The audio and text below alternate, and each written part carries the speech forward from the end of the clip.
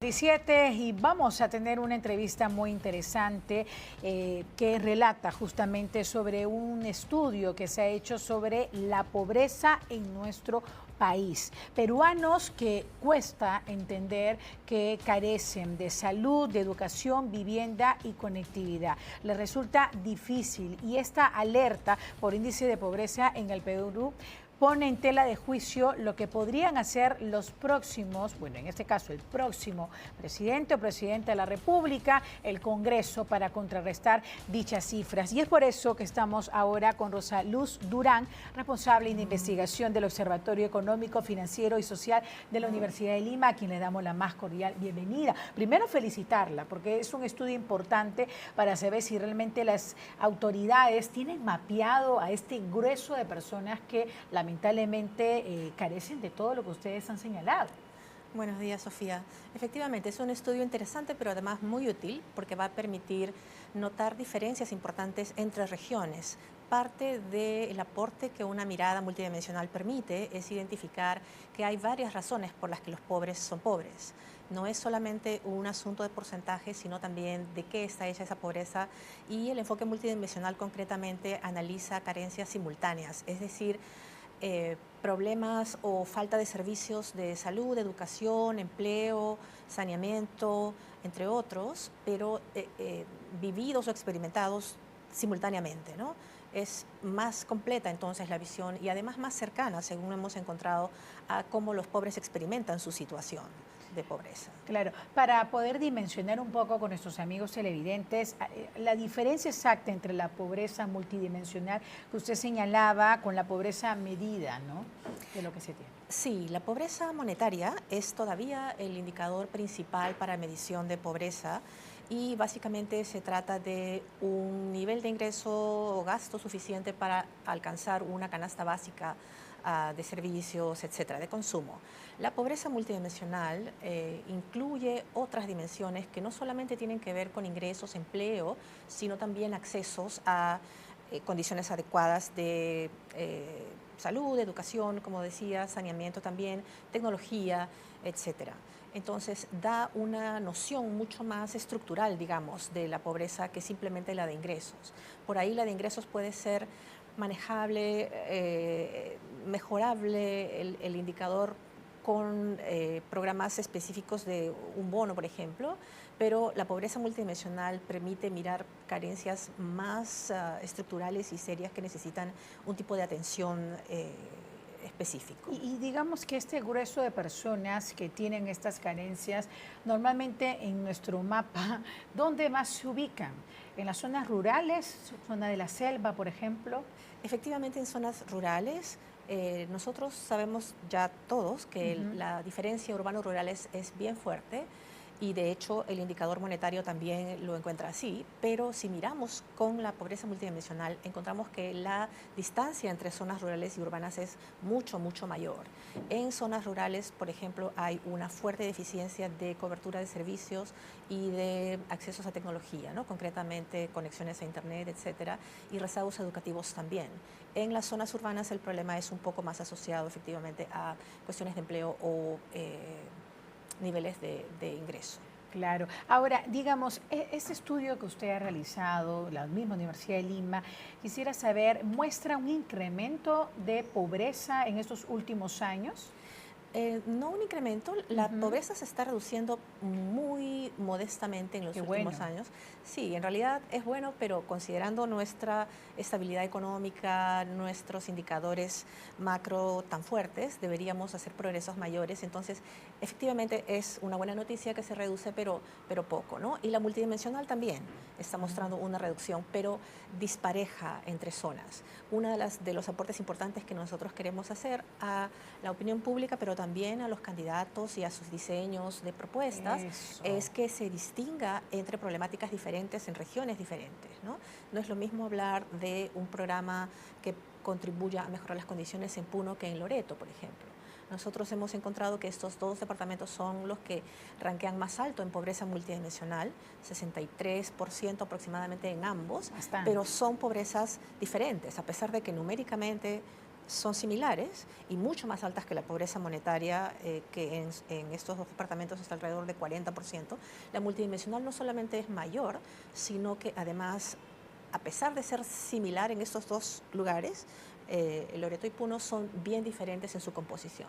En Loreto, una zona de selva, hay más problemas de saneamiento, agua, servicios, atrasos educativos también. Y en Puno, por ejemplo, la contribución mayor del indicador multidimensional es el de condiciones de vivienda inadecuadas. Antes de abarcar lo que ustedes buscan, el objetivo está claro en este informe, no en este estudio, para que se pongan las pilas y ver en qué aspectos deben de trabajar, ¿no?, la persona que pretende gobernar el país. ¿De cuántos millones de personas estamos hablando que carecen, por ejemplo, de las cosas más básicas, los servicios básicos? La pobreza multidimensional que hemos calculado afecta a, en total, 13 millones de personas, 13 millones. Pero que es un número mayor que el de la pobreza monetaria, pero digamos, parte del llamado que estudios como este contribuye a hacer es anotar que hay un grupo de pobres multidimensionales que no son pobres monetarios, es decir, están fuera del radar de las políticas públicas. Esos son los dos mapas que ustedes plantean en el informe. Sí, hay un mapa regional diferenciado dentro de pobreza multidimensional, pero además está esta diferencia entre la monetaria y la multidimensional, ¿no? Tenemos lugares donde la pobreza multidimensional es enorme, pero la pobreza monetaria aparentemente no tanto, y entonces ahí habría un uso, digamos, o una focalización inadecuada para realmente mover o mejorar las condiciones de vida de las personas, ¿no? ¿Y en qué condiciones están estas personas, por ejemplo, con un trabajo sumamente informal, del cual no tienen, por ejemplo, digamos, un contrato de por medio, el ingreso, los pagos de la CTS y otros beneficios, ¿no? Sí, bueno, dentro del indicador de la pobreza multidimensional hay una dimensión de empleo que incluye desempleo, no solamente de una persona dentro del hogar, sino en realidad de la mitad o más del hogar. Entonces tenemos una medida un poco más estricta de qué cosa estamos considerando como una deficiencia en la sección de empleo,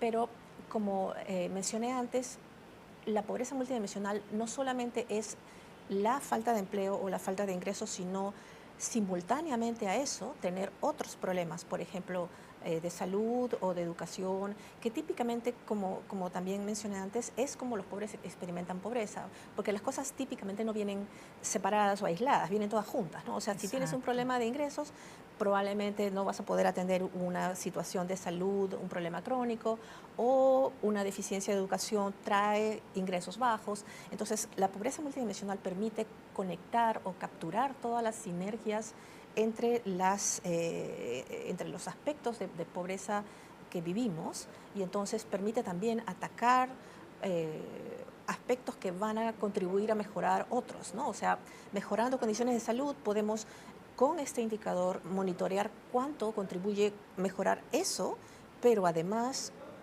dimensiones conexas, ¿no? Entonces es una mirada interconectada, simultánea, que también es importante considerar, sobre todo para la situación de elecciones que estamos viviendo, que hace un llamado a trabajar interconectadamente también entre ministerios, ¿no?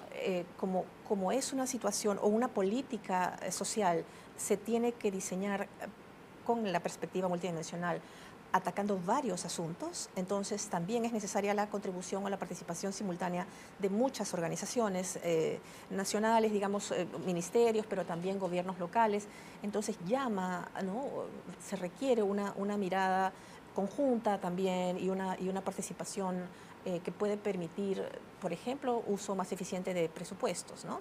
En este momento los programas sociales todavía se manejan asignados a específicos ministerios, etcétera, y puede haber, por ejemplo, una duplicación de tareas o de esfuerzos que en realidad podría simplificarse o mejorarse si es que actuáramos de manera interconectada como Estado. Yo le escucho atentamente y lo que he podido leer, uno se pregunta, ¿no? ¿Cómo es que ustedes pueden hacer un informe con mucho rigor, abarcando todo el país, y cómo las autoridades no pueden ni siquiera, seguramente, tener correctamente mapeado las zonas más vulnerables, tomando en cuenta que eso debería debería de ser, digamos, importante para que las autoridades de los ministerios, los gobiernos locales puedan tomar acciones. Este estudio, este informe, ¿en qué año lo han hecho o cuándo lo han hecho?